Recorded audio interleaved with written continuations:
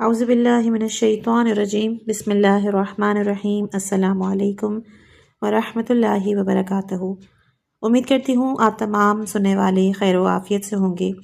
تھمبنیل سے جیسے کہ آپ کو اندازہ ہو گیا، امام خمینی کی ایک مایہ ناز کتاب آداب نماز کی آڈیو بک۔ یہ کتاب ہمیں نماز کی ظاہری شکل سے نکال کر اس کی اصلی روح اور باطنی حقیقت سے روشناس کرواتی ہے۔ آئیں اس سفر کا آغاز کرتے ہیں اور اپنی نمازوں کو ایک نئی زندگی دیتے ہیں۔ اس کتاب کی جتنی بھی آڈیوز ریکارڈ کی جائیں گی اس کے لیے آپ پلے لسٹ بنامے آداب نماز میں جا کر ملاحظہ کر سکتے ہیں۔ آج انشاءاللہ کہ ہم اس کتاب کا حصہ نمبر 4 بیان کریں گے۔ فصل 7 میں ہے طہارت کی غرض سے پانی کی طرف متوجہ ہوتے وقت سالک کے لیے قلبی آداب۔ اس سلسلے میں ہم مصباح الشریعہ سے ایک حدیث نقل کر کے اس کا ترجمہ کرتے ہیں تاکہ اہل ایمان کے شفاف دلوں کو اس سے نورانیت حاصل ہو۔ اس حدیث میں لطیف اور باریک رموز اور حقائق اور اشارات ہیں کہ جن سے اہل معرفت کے قلوب زندہ ہوتے ہیں۔ اصحاب قلوب کی شفاف روحوں کو حیات تازہ ملتی ہے۔ فرماتے ہیں کہ جب تم طہارت اور وضو کا ارادہ کرو تو پانی کی طرف اس طرح متوجہ ہو کہ جیسے رحمت حق کی طرف متوجہ ہوتے ہو، کیونکہ اللہ نے پانی کو اپنے تقرب، مناجات اور اپنی بارگاہ میں رہنمائی کی کنجی قرار دیا ہے، اور جس طرح رحمت خدا گناہوں کو دور کر دیتی ہے، اسی طرح پانی صرف ظاہری نجاستوں کو پاک کر دیتا ہے۔ خدا تعالیٰ کا فرمان ہے، وہی ہے جس نے ہواؤں کو رحمت کے آنے کی بشارت دینے کے لیے بھیجا اور ہم نے آسمان سے پاک و پاکیزہ برسایا۔ یہ سورہ فرقان کی آیت نمبر 48 ہے۔ اس کے علاوہ اور خدا تعالیٰ نے فرمایا کہ اور ہم نے پھر زندہ چیز کو پانی سے بنایا، سورہ انبیاء آیت نمبر 30۔ اس حدیث میں پانی کی رحمت سے تشبیہ بلکہ تعویل کی گئی ہے۔ اس کی نکات میں ایک نقطہ یہ ہے کہ پانی رحمت حق کے عظیم مظاہر میں سے ایک مظہرہ ہے کہ جسے عالم مادیات ہی میں نازل کیا ہے اور اسے موجودات کے لیے سرمایہ زندگی قرار دیا ہے، بلکہ اہل معرفت اللہ کی اس رحمت واسعہ کو آب سے تعبیر کرتے ہیں کہ جو حضرت اسماء اور صفات کے رفیع الدرجات آسمان سے نازل ہوتا ہے اور تعینات عیان کی زمین اس سے زندہ ہوتی ہے، اور چونکہ اللہ کی رحمت واسعہ کا جلوہ دنیا کے دیگر موجودات کی بنسبت آب ملکی ظاہری میں زیادہ ہے، لہٰذا اللہ نے اسے ظاہری میل کچیل سے تطہیر کا ذریعہ بنایا اور اپنے تقرب اور مناجات کی دروازے کی کنجی قرار دیا اور اپنی بارگاہ میں بازیابی کے لیے رہنما قرار فرمایا، اور جو اس کی باطنی رحمتوں کا باب الابواب ہے، بلکہ آب رحمت حق ہر عالم وجود میں اور غیب و شہود کے ہر منظرستان میں نازل اور ظاہر ہوتا ہے، یعنی کہ ہر عالم کے موافق اور مناسب کتاب بندگان خدا کے گناہوں کو دھوتا ہے، اور آسمان احادیث سے نازل ہونے والے آب رحمت سے وہ گناہ دھلتے ہیں کہ جو تعینات عیان کی غیبت سے پیدا ہوتے ہیں۔ آسمان و احادیث کے پانی سے ان گناہوں کی تطہیر ہوتی ہے کہ جو خارجی آمادگی اور مستعدی نہ ہونے سے وجود میں آتے ہیں، اور یہ تطہیر وجود کے مراتب میں سے ہر مرتبے پر اس مرتبے کے مطابق ہوتی ہے۔ انسان کی خلقت کے مراتب میں بھی آب رحمت طرح طرح سے ظہور کرتا ہے، چنانچہ جو آب رحمت حضرت ذات سے تعینات جمعیہ برزخیہ پر برستا ہے اس سے وجود کے اندرونی گناہ دور ہوتے ہیں، جیسا کہ ذکر ہے کہ تیرا وجود ایک ایسا گناہ ہے کہ جس کے سامنے کسی گناہ کا قیاس نہیں ہو سکتا، اور جو آب رحمت اسماء اور صفات اور تجلی فعلی سے نازل ہوتا ہے اس سے رویت صفت و فعل کی تطہیر ہوتی ہے، اور حکم عدل کے آسمان سے جو پانی برستا ہے اس سے باطنی خلقی میل صاف ہوتا ہے، اور غفاریت کے آسمان سے جو پانی آتا ہے اس سے بندوں کی گناہ دھل جاتے ہیں، اور آسمان ملکوت سے جو بارش رحمت ہوتی ہے اس سے سوری غلاظتیں صاف ہوتی ہیں۔ اس سے معلوم ہوا کہ حق تعالیٰ نے پانی کو کلید تقرب اور رہنمائے بارگاہ رحمت قرار دیا ہے، اور اسی کے بعد حدیث شریف ایک اور حکم دیتی ہے اور اہل سلوک و مراقبے کے لیے ایک اور راہ کو کھولتی ارشاد ہوتا ہے، اور پانی کی شفافیت، اس کی نرمی اور نزاکت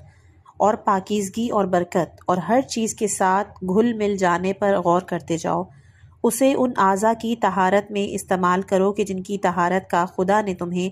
حکم دیا ہے، اور واجبات اور مسنونات وضو میں ان کے آداب یعنی طہارت بجا لاؤ، کیونکہ ان میں سے ہر ایک کی تہ میں کثیر فائدے پوشیدہ ہیں۔ جب تم احترام کے ساتھ انہیں بجا لاؤ گے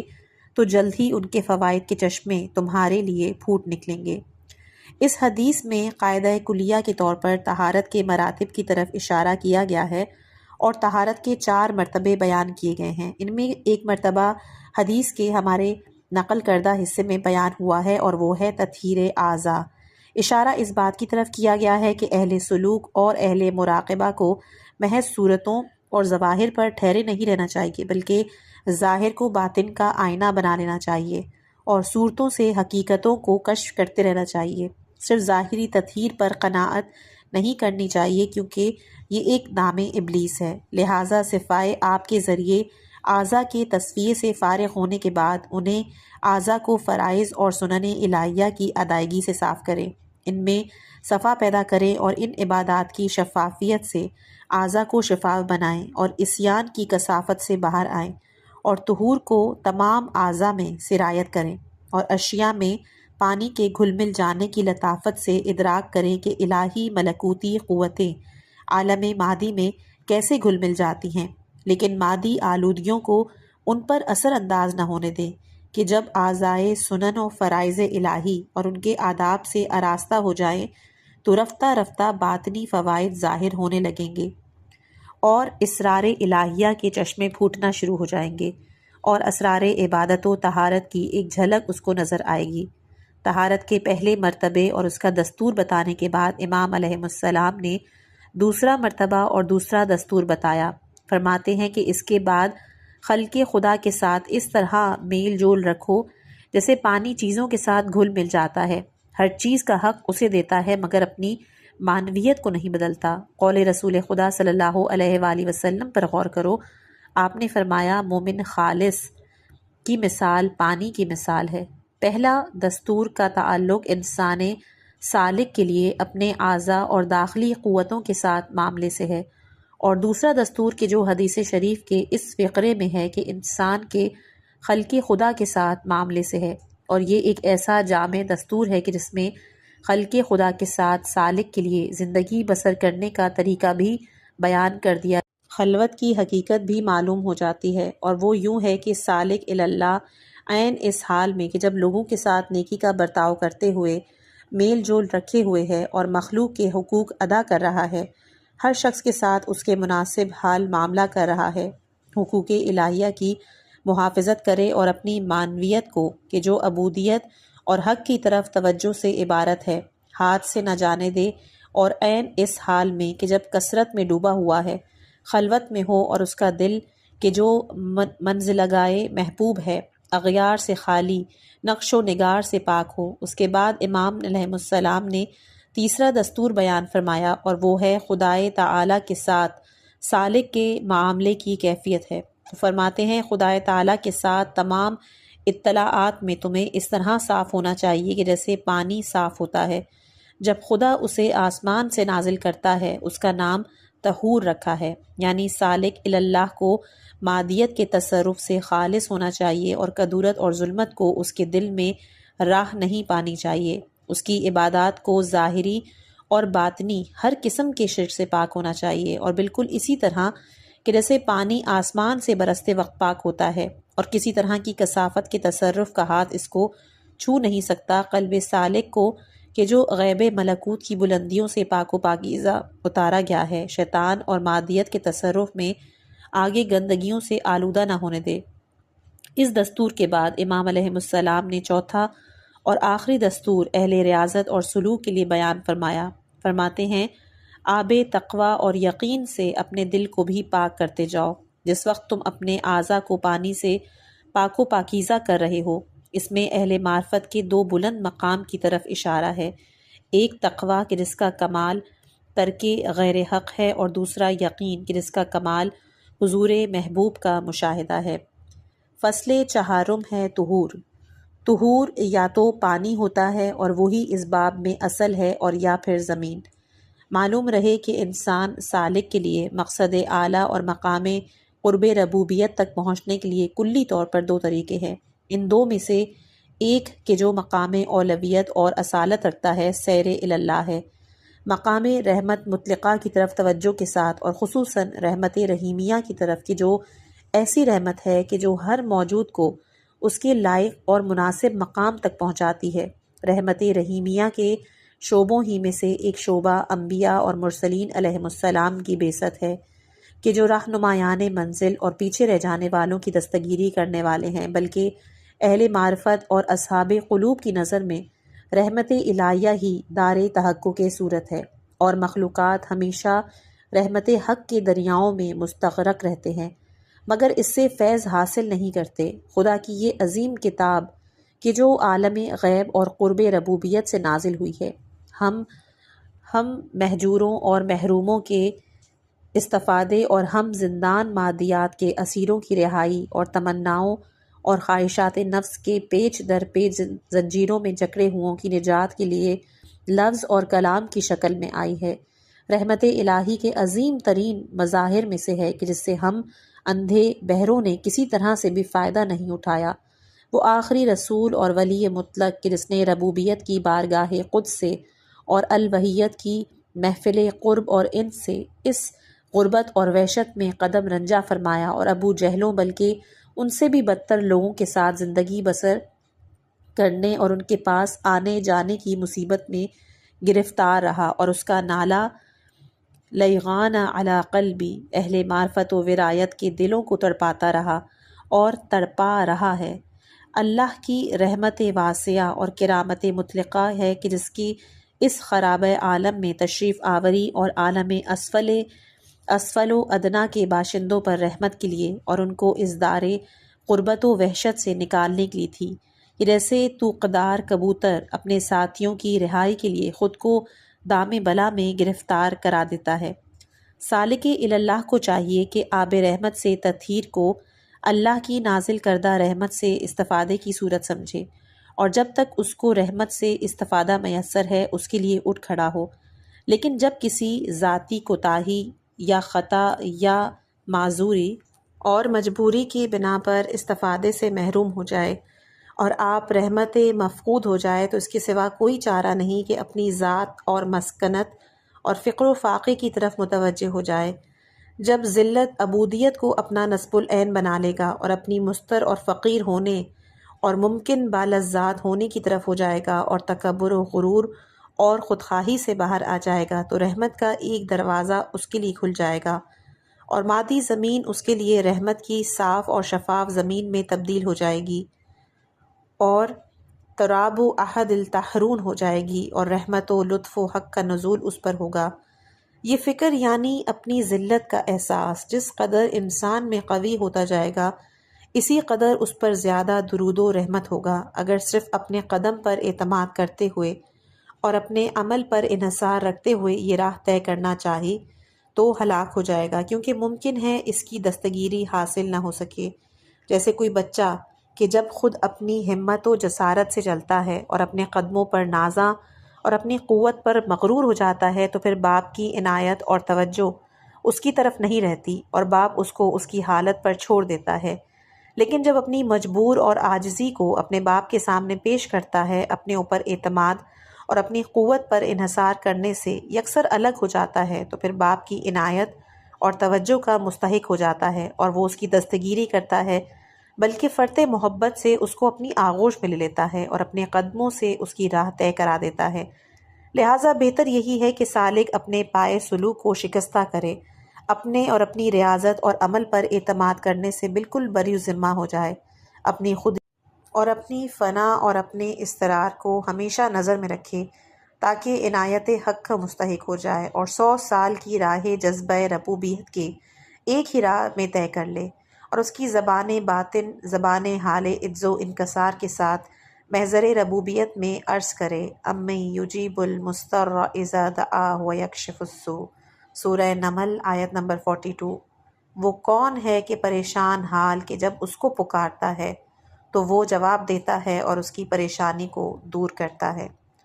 فصل پنجم ہے وضو کے کچھ باطنی اور قلبی آداب، جیسے کہ بیان ہوا ہے عیون الاخبار میں۔ فرماتے ہیں کہ وضو کا حکم صرف اس لیے دیا گیا ہے تاکہ بندہ خدائے جبار کے سامنے اور حق سے مناجات کے وقت پاک و صاف ہو کر کھڑا ہو، اور اس لیے کہ اس کے احکام کی پابندی کرے اور نجاستوں اور کثافتوں سے پاک رہے۔ اس میں اور بھی فائدے ہیں، جیسے کسالت اور سستی کا دور ہونا، نیند کا خمار اتر جانا، خدائے جبار کے سامنے حاضری کے لیے دل کا پاکیزہ ہونا۔ یہاں تک وضو کا اصل، رمز اور نقطہ بیان کیا گیا ہے، اور اہل معرفت اور اصحاب سلوک کو متنبہ کیا گیا ہے کہ محضر حق جل جلالہ میں حاضری اور قاضی الحاجات کی بارگاہ میں مناجات کے کچھ آداب ہیں کہ جو پیش نظر رہنے چاہیے، یہاں تک کہ صوری پلیدگیوں اور ظاہری کثافتوں اور چشم ظاہر کی کسالت کے ساتھ بھی اس بارگاہ میں نہیں جانا چاہیے، چھ جائے کہ ایسی حالت میں جانا کہ جب دل کثافتوں کی کان بنا ہوا ہے، قلب معنوی آلودگیوں میں مبتلا ہو، کہ جو تمام آلودگیوں کی اصل اور بنیاد ہے۔ حالانکہ روایت میں ہے کہ خدائے تعالیٰ تمہاری صورتوں کو نہیں بلکہ تمہارے دلوں کو دیکھتا ہے، اور جس چیز کی طرف حق تعالیٰ نظر کرتا ہے اور جو کچھ تخلیق کی دنیاؤں میں کبریائے عظمت و جلال کی توجہ کے لائق ہے وہ دل ہے۔ دوسرے اعضاء اور جوارے کو اس نظر و توجہ میں سے کچھ بھی حاصل نہیں ہے۔ اس کے باوجود صوری طہارت اور ظاہری پاکیزگی کو بھی فرو گزاشت نہیں کیا گیا ہے۔ صورت طہارت کو صرف صورت انسان کے لیے قرار دے لیا گیا ہے اور باطن کو باطن کے لیے۔ اس حدیث شریف میں تزکیہ نفس کو وضو کے فوائد میں قرار دیے جانے سے یہ بھی پتہ چلتا ہے کہ ظاہر کے علاوہ وضو کا ایک باطن بھی ہے کہ جس سے انسان کے باطن کا تزکیہ ہوتا ہے۔ یہ بھی معلوم ہوتا ہے کہ ظاہر اور باطن اور شہادت اور غیب ایک دوسرے سے مربوط ہیں۔ نیز یہ استفادہ ہوتا ہے کہ ظاہری طہارت اور صوری وضو ایک عبادت اور اللہ کی اطاعت ہے، لہٰذا ظاہری طہارت باطنی طہارت کا موجب ہوتی ہے اور صوری طہارت سے قلبی تزکیہ پیدا ہوتا ہے۔ الغرض سالک اللہ کو وضو کرتے وقت اس بات کی طرف توجہ رکھنی چاہیے کہ وہ حضرت کبریا کی بارگاہ مقدس کی طرف رخ کرنے جا رہا ہے۔ دل کے ان احوال کے ساتھ کہ جو اس وقت موجود ہیں، اس محضر مقدس میں جانے کی لیاقت نہیں رکھتا، بلکہ شاید عزت ربوبیت کے محضر میں جانے سے روک دیا جائے، لہٰذا ہمت و حوصلے کے ساتھ طہارت ظاہری کو باطن میں نفوذ دے، اپنے دل کو کہ جو مورد نظر حق بلکہ منزل گاہ حضرت قدس ہے، غیر حق سے پاک کرے، خود اور خودی کی فرعونیت کو کہ جو آلودگیوں کی اصل جڑ ہے بالکل اکھاڑ پھینکے تاکہ مقام مقدس کے لائق ہو جائے۔ اور اس کے بعد حضرت امام رضا علیہ السلام وضو میں بعض اعضاء کی تخصیص کی وجہ بھی بیان فرماتے ہیں کہ وضو صرف چہرے، دونوں ہاتھوں، سر اور دونوں پیروں پر اس لیے واجب کیا گیا ہے کہ بندہ جس وقت بارگاہ حضرت جبار میں کھڑا ہوتا ہے، یہی اعضاء کے جو وضو میں دھوئے جاتے ہیں کھلے ہوتے ہیں، کیونکہ چہرے سے سجدہ کرتا ہے اور خضوع کا اظہار کرتا ہے، ہاتھوں سے سوال و رغبت اور خوف ظاہر کرتا ہے، سب سے الگ ہو کے حق کی طرف توجہ کا اظہار کرتا ہے، سر سے رکوع اور سجدے میں حق کے سامنے پیش ہوتا ہے اور پیروں سے اٹھتا بیٹھتا ہے، قعود اور قیام کرتا ہے۔ امام علیہ السلام کے ارشاد کا خلاصہ یہ ہے کہ چونکہ یہ اعضاء بندگی حق میں دخل رکھتے ہیں اور بندگی انہی اعضاء سے ظاہر ہوتی ہے، اس لیے ان کی تطہیر لازم کی گئی ہے۔ اس کے بعد امام علیہ السلام نے ان باتوں کو بیان فرمایا کہ جو ان اعضاء سے ظاہر ہوتی ہیں، اور ان افراد کے لیے عبرت اور استفادے کی راہیں کھولی ہیں کہ جو اہل ہیں، اور اہل معرفت کو ان کے اسرار سے آگاہ فرمایا ہے کہ جس جس چیز سے محضر حق میں بندگی کا ظہور ہوتا ہے اسے پاک و پاکیزہ ہونا چاہیے، اور ظاہری اعضاء اور جوارے کہ جو ان معنویات کا ایک نامکمل حصہ ہیں، طہارت کے بغیر اس مقام کے لائق نہیں ہیں۔ رہا خضوع تو حقیقی طور پر توجہ کے صفات میں شامل نہیں، اور سوال اور رغبت و خوف اور تبتل یعنی اتصال اور استقبال میں سے کوئی اعضائے حسیہ کے احوال میں شامل نہیں۔ البتہ چونکہ اعضائے حسیہ ان کے مظاہر ہیں اس لیے ان کی تطہیر ضروری ہوئی، لہٰذا قلب کی تطہیر کے جو عبودیت کا حقیقی محل اور ان معنویات کا اصل مرکز ہے اس سے بھی زیادہ ضروری ہے۔ قلب کی تطہیر کے بغیر اگر ساتوں سمندروں میں بھی اعضائے سوریہ کو غوطہ دیا جائے تب بھی پاک نہ ہوں گے، بلکہ شیطان ان پر تصرف حاصل کر لے گا اور انسان درگاہ عزت سے نکال دیا جائے گا۔ اگلا ہے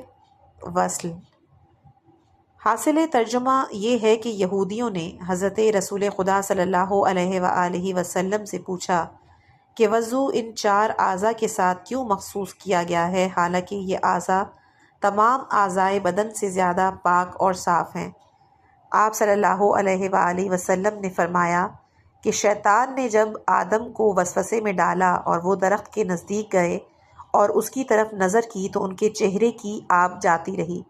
پھر اٹھے اور اس درخت کی طرف چلے اور یہ پہلا قدم تھا کہ جو خطا کی طرف اٹھا۔ اس کے بعد اپنے ہاتھ کے جو کچھ اس درخت میں تھا اس کو توڑا اور کھا لیا تو ان کے جسم سے زینت اور زیور سب اڑ گئے، اور حضرت آدم علیہ السلام نے اپنا ہاتھ اپنے سر کے اوپر رکھ لیا اور رونے لگے۔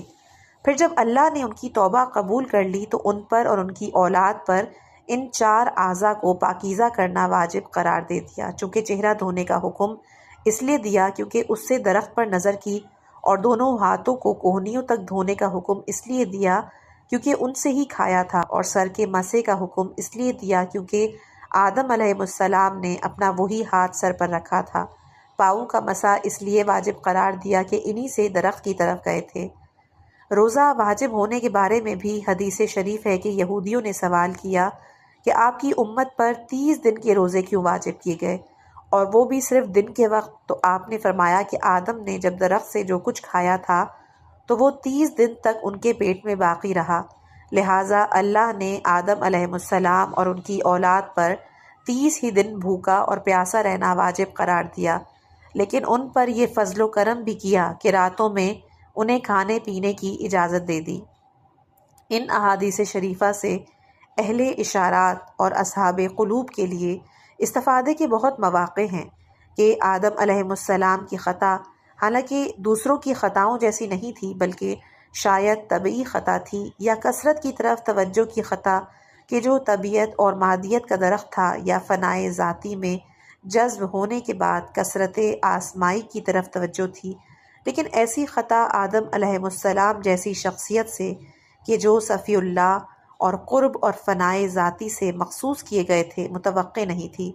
لہٰذا غیرت محبت کے تقاضے کی بنا پہ ذات پاک کے حق نے تمام عالموں میں تمام انبیاء علیہ السلام کی زبان سے ان کی سورہ طٰہٰ آیت نمبر 121 پس آدم علیہ السلام نے اپنے پروردگار کی نافرمانی کی اور گمراہ ہو گئے۔ اس وجہ سے یہ تطہیر لازم ہوئی، اور خود آدم کے لیے بھی اور ان کی اولاد کے لیے بھی کہ جو ان کے ظلم میں موجود تھی، خطا میں شریک تھی، بلکہ صلب سے الگ ہونے کے بعد بھی شرکت کی۔ بس آدم اور آدم کی اولاد کی خطاؤں کے جس طرح مراتب اور درجات ہیں جن میں پہلا درجہ کثرت آسمائی کی طرف توجہ ہے، اور آخری مرتبہ ممنوعہ درخت سے کھانا کہ جو اس درخت کی ملکوتی صورت ہے کہ جس میں ان پھلوں اور میووں کی بہت سی انواع اور اقسام ہیں، اور اس کی ملکی صورت مادیت اور اس کے احوال ہیں، اور محبت دنیا اور نفس کے جو اب اولاد آدم میں موجود ہے، درخت اور اس میں سے کھانے کی طرف میلان ہے۔ اس طرح اولاد آدم کی تطہیر اور تنزیہ اور طہارت و صلاۃ و صوم کے لیے کہ جو باپ کی خطاؤں سے باہر آنے کے لیے ہے، اور جو اصل ہے خطاؤں کے مراتب کے مطابق بہت سے مراتب ہیں۔ اس بیان سے معلوم ہو گیا کہ ابن آدم کے ہر قسم کے جسمانی گناہ اور مادی خطائیں بھی کل شجرے کے احوال سے ہیں، ان کی تطہیر کا ایک طریقہ ہے، اور ان کے ہر قسم کے روحانی گناہ بھی اسی سے ہیں، اور ان کی تطہیر کا بھی ایک طریقہ ہے۔ کاملین کے لیے اعضائے ظاہریہ کی تطہیر قلبی اور روحانی تطہیر کا سایہ ہے، اور اہل سلوک کے لیے ظاہر کی تطہیر قلبی اور روحانی تطہیر کا دستور اور وسیلہ ہے، اور انسان جب تک اعضاء اور ان کی طہارت کے تعین میں پڑا ہوا ہے اسی حد پر رکا ہوا ہے، اہل سلوک میں شامل نہیں ہے اور خطا میں بقی ہے۔ لیکن جب طہارت ظاہریہ اور باطنیہ کے مراتب سے اشتغال پیدا کر لے گا اور طہارت سوریہ کو کہ جو قشری ہے، طہارت معنویہ کا جو مغز ہے وسیلہ قرار دے لے گا، اور تمام عبادات اور مناسک میں قلبی حقوق اور فرائض کا بھی لحاظ رکھے گا اور ان سے مستفید ہوگا، بلکہ جہات باطنیہ کو جہات ظاہریہ سے زیادہ اہمیت دے گا اور ان کو اہم اور بلند مقصد قرار دے گا، تو راہ انسانیت کے باب سلوک میں داخل ہو جائے گا، جیسا کہ مصباح الشریعہ کی حدیث شریف میں اشارہ ہوا ہے کہ جہاں پر ارشاد ہے، اپنے اعضاء کو پانی سے پاک کرتے وقت اپنے دل کو پرہیزگاری اور یقین کے ذریعے پاک کرو۔ لہٰذا انسان سالک کو سلوک علمی کے آغاز ہی سے لازم ہے کہ اہل ذکر سلام اللہ علیہم کی برکت سے مراتب عبادت کی تشخیص کرے، عبادت سوریہ کو عبادت قلبیہ اور روحیہ سے اتر کے آنے والی ذمہ داریاں سمجھے، تب علمی سلوک کا آغاز کرے کہ جو سلوک کی حقیقت ہے۔ اس سلوک کی انتہا غیر حق سے تخلیہ نفس اور تجلیات آسمانی اور ذاتی سے آراستگی پر ہوتی ہے، اور جب اس مقام تک پہنچ جاتا ہے تو اس کا سلوک انتہا کو پہنچ جاتا ہے اور غایت سیر کمال حاصل ہو جاتی ہے۔ پھر نسک و عبادات کے اسرار اور سلوک کی لطافتوں کا ادراک کر لیتا ہے۔ وہی تجلیات جلالیہ ہیں کہ جو اسرار طہارت ہیں، تجلیات جمالیہ ہیں اور دوسری عبادتوں کا ہدف اور غرض و غایت ہیں۔ ان کی تفصیل ان اوراق کی ذمہ داری سے خارج ہے۔ فصل ششم ہے غسل اور اس کے قلبی آداب۔ اہل معرفت کا کہنا ہے کہ جنابت عبودیت کے وطن سے نکل کر غربت و مسافرت میں داخل ہونے اور اپنی ربوبیت کا اظہار اور منیت کے دعوے حدود میں داخل ہونے اور سیادت کے صفت سے متصف ہونے کا نام ہے، اور غسل ان آلودگیوں سے پاک ہونا اور اپنی تقصیر کا اعتراف۔ بعض مشائخ نے 10 فصلوں کے ضمن میں 150 حال بیان کیے ہیں کہ جن سے سالک کو غسل کے درمیان تطہیر کرنا چاہیے، کہ جن میں اکثر یا کل کے کل نفس کی عزت و جبروت اور تکبر و غرور اور خودبینی اور خودخواہی کی طرف پلٹتے ہیں۔ مؤلف کہتا ہے کہ جناب مادیت میں فنا اور روحانیت سے غفلت کا نام ہے، اور اس کا آخری مقصد سلطنت حیوانیت اور بہیمیت کا کمال اور اسفل السافلین میں داخل ہونا ہے، اور غسل اسی خطا سے نکلنا اور مادیت کے حکم سے باہر آنا۔ تمام مملکت نفس کے جو مادیت میں فانی اور غرور شیطانی میں مبتلا ہو گئی تھی، دھو مانچ کر سلطنت رحمانی اور تصرف رحمانی میں داخل ہونا ہے۔ لہٰذا اس کے آداب قلبیہ میں یہ ہے کہ سالک اللہ غسل کے وقت تطہیر ظاہر اور غسل بدن ہی پر کہ جو ایک معمولی قشر اور دنیاوی حصہ ہے نہ ٹھہرا رہے، بلکہ باطن قلب اور سر اور روح کی جنابت کی طرف توجہ رکھے اور ان کے غسل کو زیادہ ضروری خیال کرے۔ اس کے لیے نفس بہیمیہ اور شان حیوانی کو نفس انسانی اور شعون رحمانی پر غلبہ نہ کرنے دے، شیطانی عذاب و غرور سے توبہ کرے اور باطن روح کو کہ جو نفخہ الہیہ ہے، نفس رحمانی کے ذریعے اس میں ودیت کیا گیا ہے، شیطانی حصے داریوں سے کہ جو غیر کی طرف توجہ یعنی اصل شجر ممنوعہ ہے ہو سکتا ہے پاک کرے، تاکہ اپنے باپ حضرت آدم علیہ السلام کی جنت کے لائق ہو جائے۔ یاد رکھے کہ اس مادیت کے درخت سے کھانا اور دنیا کی طرف توجہ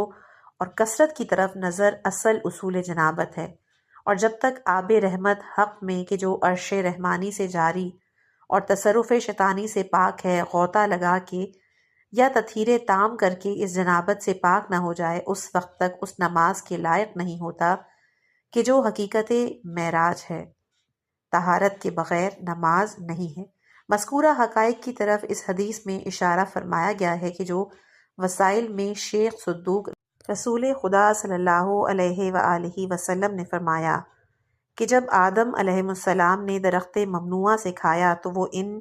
کی تمام رگوں، جلد اور بالوں میں سرایت کر گیا، اور مرد کے جب اپنی زوجہ سے ملتا ہے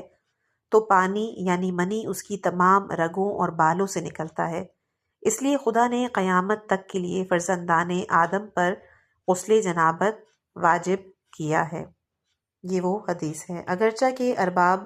ظاہر کے نزدیک اس حدیث کا ظاہر یہ ہے کہ چونکہ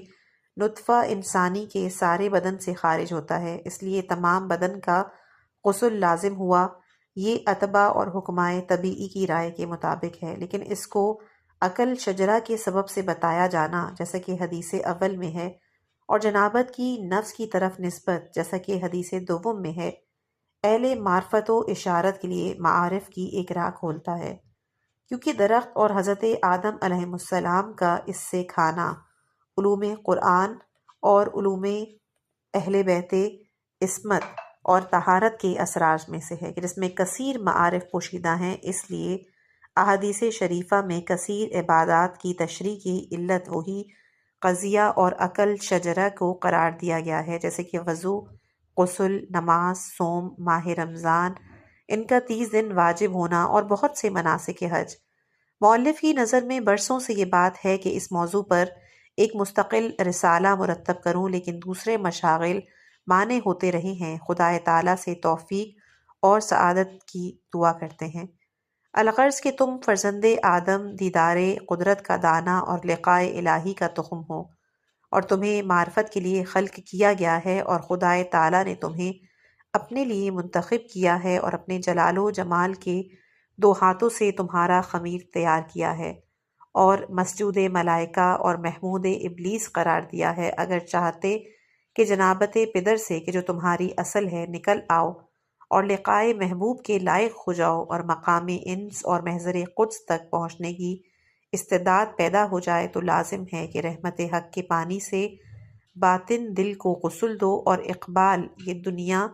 دنیا کی طرف توجہ ہے کہ جو شجرہ ممنوعہ کے مظاہر میں سے ایک ہے،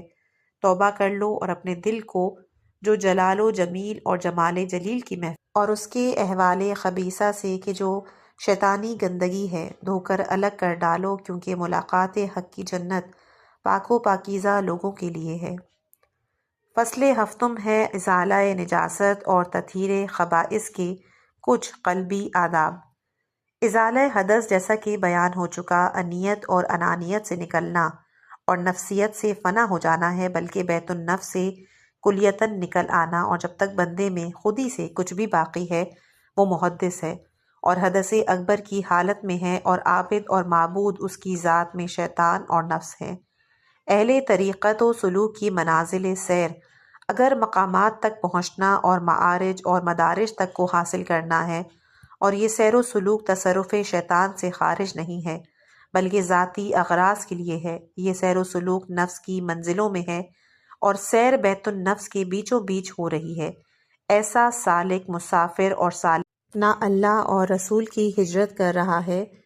اور حدث اکبر سے کہ جو عین عبد ہے پاک نہیں ہوا، کہ جب اس حدث سے پوری طرح تطہیر ہو جائے گا تو عابد بھی حق ہوگا اور معبود بھی حق ہوگا، جو قرب نافلہ کا نتیجہ ہے۔ اسی اعتبار سے حدث سے طہارت میں تمام بدن کا غسل لازم ہے، کیونکہ کسی طرح سے بھی عین عبد باقی ہے اور اس وقت تک حدث ترفع نہیں ہوتا۔ ایک حدیث ہے کہ ہر بال کے نیچے جنابت ہے، لہٰذا حدث سے تطہیر اصل میں حدوث سے تطہیر ہے اور بحر قدوم میں فنا ہو جانا ہے، اور اس کا کمال کثرت آسمانی سے خروج ہے کہ جو باطن شجر ہے۔ اس خروج کے بعد آدم علیہ السلام کی اس خطا سے باہر آ جائے گا کہ جو آدم کی اولاد میں سرایت کیے ہے، اور وہی اصل ذریت ہے۔ بس حدث ایک معنوی آلودگی ہے اور اس کی تطہیر امور غیبیہ باطنیہ میں ہے اور نور ہے، لیکن وضو نور محدود ہے اور غسل نور مطلق ہے۔ خبث اور نجاسات ظاہریہ کے ازالے کو یہ درجہ حاصل نہیں ہے، کیونکہ وہ صوری تنظیف اور ظاہری تطہیر ہے، اور اس کے قلبی آداب یہ ہیں کہ جو بندہ سالک محضر حق میں حاضری کا ارادہ کر رہا ہے وہ جان لے کہ شیطان خبیث کے رجس اور خبث کے ساتھ محضر حق میں راہ پانا ممکن نہیں، اور جب تک بنیادی اخلاقی برائیوں کو کہ جو انسانیت کے ترقی یافتہ اور باکمال شہر کا مبدا فساد اور ظاہری اور باطنی خطاؤں کا منشا ہیں، راہ پانے مقصد کی طرف کوئی راستہ نہ ملے گا اور مقصود کو حاصل کرنے کا کوئی طریقہ ہاتھ نہ آئے گا۔ شیطان کے جو عالم قدس کے جوار میں رہتا تھا اور کروبین کے زمرے میں شمار ہوتا تھا، آخر کار عادات خبیثہ کی وجہ سے مقربین بارگاہ کے مقام سے دور اور بقول قرآن سورہ صاد آیت نمبر 77 کہ جنت سے باہر ہوا کیونکہ تو دھتکارا ہوا ہے۔ اس کی پکار کے ساتھ رانندگاہ درگاہ کر دیا گیا۔ تو ہم کہ جو کاروانے عالم غیب سے پچھڑ گئے ہیں، مادیات کے گہرے کنویں میں پڑے ہوئے ہیں اور اسفل السافلین میں پلٹا دیے گئے ہیں، شیطانی خبیث عادات اور اطوار رکھتے ہوئے کس طرح محضر قدس کے لائق ہو سکتے ہیں؟ کیسے روحانین کا جوار اور مقربین کی رفاقت حاصل کر سکتے ہیں؟ شیطان نے خودبینی کا مظاہرہ کیا تھا اور اپنی ناریت پر توجہ کی، اور انا خیر منہ کہ جو سورہ صاد آیت نمبر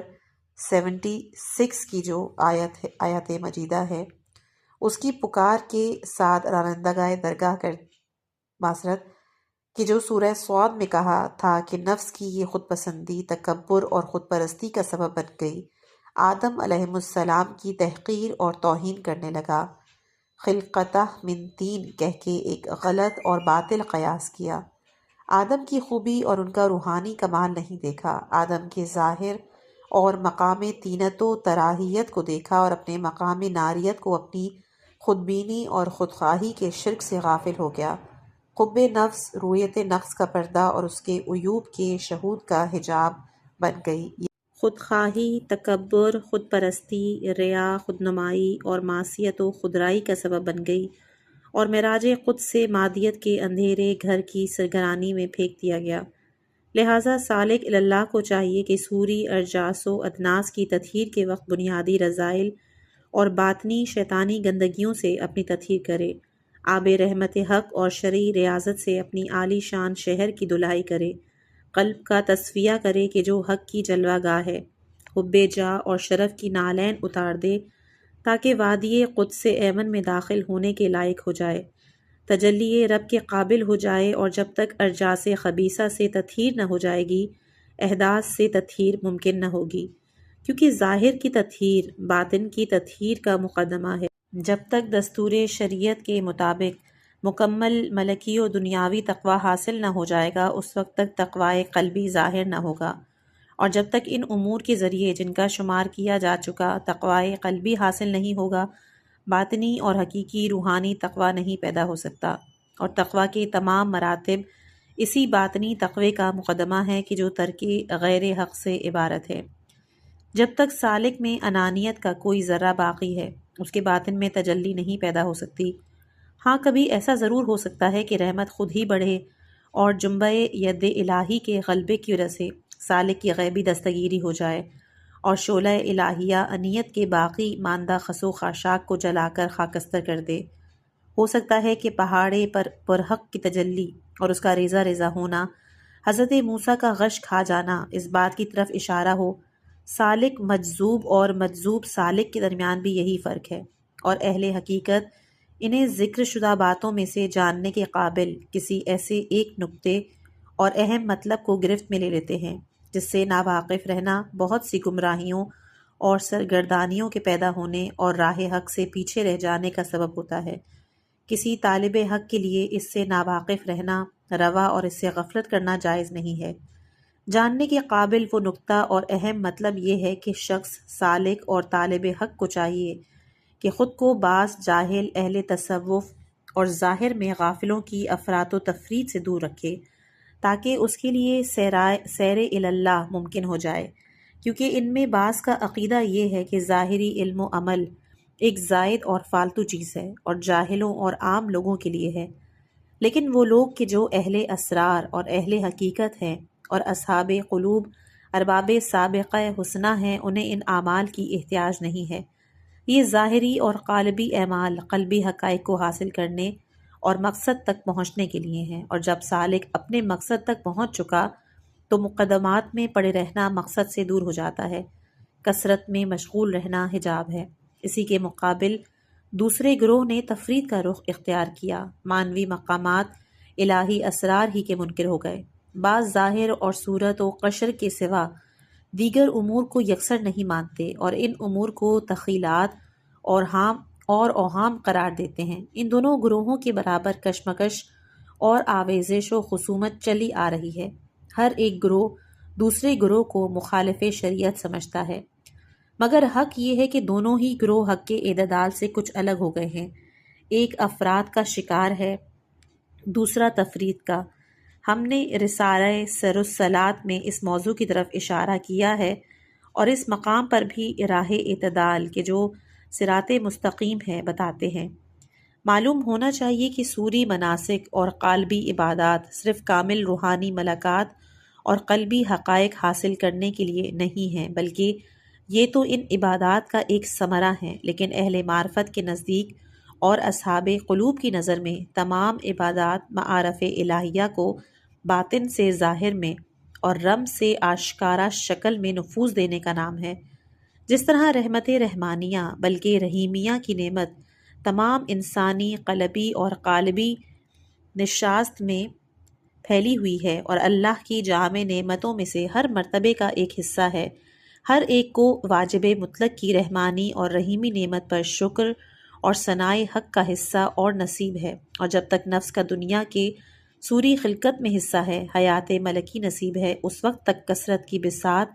یکسر اٹھ نہیں جاتی ہے، مادیت کے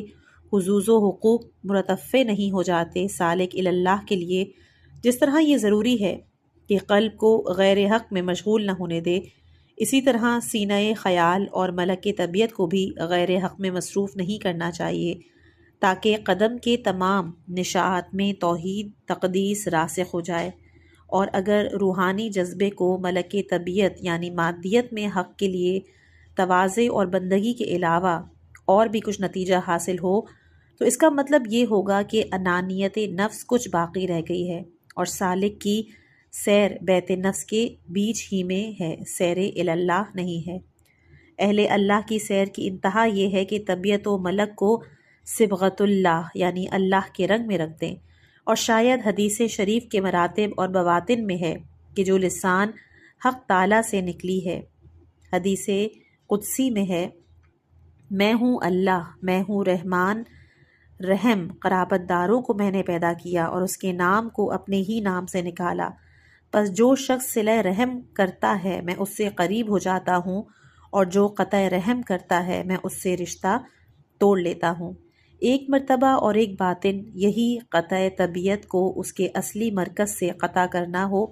اور اس کا وصل اس کی ریاضت اور اس کو اس کے موتن عبودیت کی پلٹانا ہے، کیونکہ طبیعت ہی ام الارواح ہے۔ اسی طرح ایک اور حدیث ہے کہ اپنی پھوپھی درخت خرما کے بارے میں اچھا سلوک کرو، کیونکہ اسے طینت آدم سے پیدا کیا گیا ہے۔ اس حدیث شریف میں اسی رحیمیت کی طرف اشارہ ہے کہ جو مذکور ہوئی۔ الغرض مملکت ظاہر کو موطن عبودیت سے نکال باہر کرنا، اسے خودسر بنانا اہل معرفت کے مقامات سے انتہائی ناواقفیت کا ثبوت ہے، اور شیطان مردود کی ایک چال ہے کہ جو ہر گروہ کو کسی بھی طریقے سے حق تعالیٰ کی عبادت سے روکتا ہے۔ چنانچہ مقامات کا انکار اور طریقے معارف کو روکنا کہ جو اولیاء خدا کی خنکی چشم ہے، اور شرائع الہیہ کو ظاہر میں محدود کرنا جو نفس کے ملک اور اس کے مقام حیوانیت کا حصہ ہے، عبادت کی باطنی اسرار و آداب سے غفلت جو روح کی تطہیر اور قلب کی تعمیر اور باطن کی ترقی کا موجب ہے، انتہا درجے کی غفلت و نادانی ہے۔ ان دونوں گروہوں میں سے ہر ایک انسانیت کے طریق سعادت اور راہ مستقیم سے دور اور اہل معارف کی مقامات سے محجور ہے، جبکہ عارف باللہ اور مقامات کے جاننے والے کو چاہیے کہ تمام باطنی اور ظاہری حقوق کی مراعات کرے، صاحب حق کو اس کا حق دے، غلو اور تقصیر افراط و تفرید سے اپنی تطہیر کرے، اور صورت شریعت کے انکار کی آلودگیوں کا ازالہ بھی کرے کہ جو فی الحقیقہ تحدید ہے، اور باطن شریعت کے انکار کی خباثت کا ازالہ بھی کرے کہ جو تقید ہے، اور یہ دونوں شیطان لعین کے وسوسے اور خباثتیں ہیں تاکہ سیر اللہ اور مقامات معنویہ تک رسائی آسان ہو جائے۔ پس ازالہ خبث کے مراتب میں سے ایک اوہام فاسدہ کی خباثت کا ازالہ ہے کہ جو قرب خدا اور معراج مومنین سے مانع ہے، نبوت ختمی مرتبت صلی اللہ علیہ وآلہ وسلم کی جامعت کے معانی اور مقامات میں ایک بلکہ ان کی خاتمیت کا ایک ثبوت ہے۔ یہ ہے کہ تمام نفسانی مقامات میں نفس کے حقوق کا شریعت کے تمام احوال میں پورا خیال رکھا، اور جس طرح ربوبیت کا اعلیٰ ترین ادنا ترین حق پہچنوا دیا ہے اور جامعت کے ساتھ اس کی معرفت کرا دی ہے۔ اور کبھی ارشاد ہوا سورہ حدید آیت نمبر 3، وہی آغاز ہے، وہی انجام، وہی آشکار ہے، وہی پوشیدہ۔ اور کبھی فرمایا سورہ نور آیت نمبر 35 کہ خدا آسمانوں اور زمین کا نور ہے۔ اور کبھی سمجھایا ہے کتاب ہے علم الیقین جلد نمبر 1 صفحہ 54 کہ اگر رسیوں کے ذریعے تم زمینوں کے نیچے بھیجے جاؤ تو خدا تک پہنچ جاؤ گے۔ اور کبھی اس طرح رہنمائی کی گئی ہے سورہ بقرہ آیت نمبر 115، کسی طرف بھی رخ کرو اسی طرف خدا کا رخ ہے۔ معارف الہیہ کے جاننے والے کو اور مجذوب جذبات رحمانیہ کو ان آیات کے مطالعے سے ایک ملکوتی کیف و طرب اور ایک لاہوتی وجد پیدا ہوتا ہے۔ اسی طرح توحید عملی قلبی کو بھی افق طبیعت اور ملک بدن کے آخری مراتب تک نفوذ دے دیا ہے، اور کسی موجودہ مخلوق کو اللہ کی معرفت کے حق سے محروم نہیں رکھا۔ الغرض اہل تصوف حکمت عیسویہ کی بات کرتے ہیں حالانکہ اسے کچھ بھی نہیں جانتے، اور اہل ظاہر حکومت موسویہ کا دم بھرتے ہیں حالانکہ اس کی کچھ بھی معرفت نہیں رکھتے، اور محمد یوں ان دونوں سے بطور تقید بری ہیں۔ اس اجمال کی تفصیل ان اوراق کی ذمہ داری سے خارج ہے اور یہاں بیان کیے جانے کے قابل نہیں ہے۔ وصل اس مبارک کلام میں اہل معرفت اور سلوک کے لیے ایک جامع دستور بیان کیا گیا ہے، اور دارالآخرت کے بیدار سالک کو چاہیے کہ ہر حال میں روحانی حقوق کو ادا کرے اور کسی حال میں بھی اپنی بازگشت سے غافل نہ ہو۔ لہٰذا حکماء نے کہا ہے کہ پیغمبر خادم قضا ہوتا ہے جیسے طبیب خادم بدن ہوتا ہے۔ انبیاء اعظام اولیاء کرام علیہم السلام کی نظر چونکہ قضائے الہی اور جنبہ ید الہی کے علاوہ کسی اور طرف نہیں ہوتی، ان کے دلوں پر ملکوت قضائے الہی کی حکومت ہوتی ہے، اس لیے وہ جانتے ہیں اور دیکھتے ہیں کہ تمام امور کا اجرا اللہ کے فرشتوں اور اللہ کے لشکر کے ہاتھ میں ہے۔ طبیب جسمانی چونکہ اس مرحلے سے دور اور اس وادی سے ناواقف ہے، اس لیے امور طبعیہ کے اجرا کی نسبت طبعی قوتوں کی طرف دیکھتا ہے۔ الغرض انسان سالک کو تمام احوال میں تمام امور سے اپنے مملوک کے حقوق سے فائدہ حاصل کرنا چاہیے۔ پھر جب مال دنیا اور عالم ملک کی لذتیں رو بزوال نظر آنے لگیں، آخر کار ان کا فاسد ہونا اور ختم ہونا نظر آئے، تو آرام کے ساتھ دل کو ان سے روگرداں کر لے، اپنے قلب کو ان میں مشغول رہنے اور ان کے جمع کرنے سے فارغ کر لے، اور ان سے اس طرح کنارہ کش ہو جائے جیسے گندگیوں سے کنارہ کشی کی جاتی ہے۔ عالم طبیعت کا باطن گندگیاں ہی ہیں، اور نیند کے عالم میں جو مکاشفہ ایک باب ہے، دنیا اور مال دنیا کی تعبیر کثافت اور آلودگیوں ہی سے کی گئی ہے۔ امیر المومنین حضرت علی علیہ السلام کے مکاشفے میں دنیا جیفہ اور مردار ہے۔ نہج البلاغہ کے خطبہ نمبر 108 میں دیکھ لیجئے۔ پس مومن کو چاہیے کہ جس طرح مادی فضلات اور اسقال سے خود کو فارغ کرتا ہے، مادی شہر کو ان کی اذیت کاری سے نجات دلا کر راحت اور آرام پہنچاتا ہے، اسی طرح قلب کو اس کی کثافتوں اور اشتعال و تعلق دنیا اور مال دنیا سے نجات دلا کر راحت و آرام پہنچائے، اور غور کرے کہ دنیا کا اشتغال چند گھنٹوں ہی میں نفس شریف کو کس قدر ذلیل و خوار کر دیتا ہے، اس کو کیسے بدترین انتہائی ذلت آمیز حالات سے دوچار کر دیتا ہے۔ سمجھے کہ عالم سے قلبی اشتغال پردہ ملک اٹھنے کی ذرا دیر بعد ہی اور حجاب مادیت کی چاک ہوتی ہی انسان کو ذلیل و خوار حساب و عقاب میں گرفتار کر دیتا ہے۔ جان لے کہ تقوی اور قناعت سے وابستگی ہی دنیا میں راحت کا موجب ہوتی ہے، اور راحت اس میں ہے کہ دنیا کو ذلیل اور ناچیز خیال کرے اور اس سے لذت اور فائدہ حاصل نہ کرے، اور جب خود کو سوری نجاسات سے پاک کر لے تو حرام اور شبہ کی نجاستوں سے بھی پاک کرے، اور جب خود کو پہچان لے، اپنی احتیاج کی ذلت کو سمجھ لے، تو کبر اور بزرگی کا دروازہ اپنے اوپر بند کر لے اور سرکشی اور گناہ سے دور بھاگ جائے، اپنے اوپر تواضع اور ندامت، خجالت کا دروازہ کھول لے، حق کی فرما برداری اور اس کی نافرمانی سے دوری کی جد و جہد کرے، تاکہ بحسن و خوبی حق کی طرف رجوع کر سکے اور پاکیزگی اور صفائے نفس کے ساتھ بارگاہ قدس میں تقرب حاصل کر لے، خود کو اپنے نفس کے ساتھ خوف اور صبر اور خواہشات نفسانی سے بچاؤ کے زندان میں قید کر لے، تاکہ عذاب الہی کے زندان سے امان مل جائے اور دار قرار میں خدا کی ذات مقدس کی پناہ میں آ جائے اور اس حال میں رضائے حق کا ذائقہ چکھے۔ یہی اہل سلوک کی آخری امید ہے اور اس کے سامنے کسی اور چیز کی کوئی قیمت نہیں۔ اس کے بعد مقصد دوم ہے لباس کے کچھ آداب، اور اس میں 2 مقامات ہیں کہ جو انشاءاللہ مقام اول اور دوم انشاءاللہ کہ ہم اپنی اگلی آنے والی آڈیو میں بیان کریں گے۔ 2 معذرتیں کرنا چاہوں گی، ایک یہ کہ اگر آپ لوگوں کو آڈیو کے پیچھے چند ڈسٹربنس وائز آواز آ رہی ہو تو اس کے لیے معذرت، اور دوسرا یہ کہ کیونکہ جو ہمارے اس کے مؤلف ہیں ان کی زبان بہت سخت ہے، تو اس کے لیے آپ کو اپنے محلے میں کسی اہل علم سے یا پھر کسی لغت سے آپ کو رجوع کرنا۔ امید ہے کہ یہ جو کتاب ہے آداب نماز، اس نے آپ کے اور میرے دل میں نماز کی ایک نئی تڑپ پیدا کی ہوگی۔ اس روحانی سفر کو جاری رکھنے کے لیے ہمارے چینل کو سبسکرائب کریں، بیل آئیکن کو دبائیں تاکہ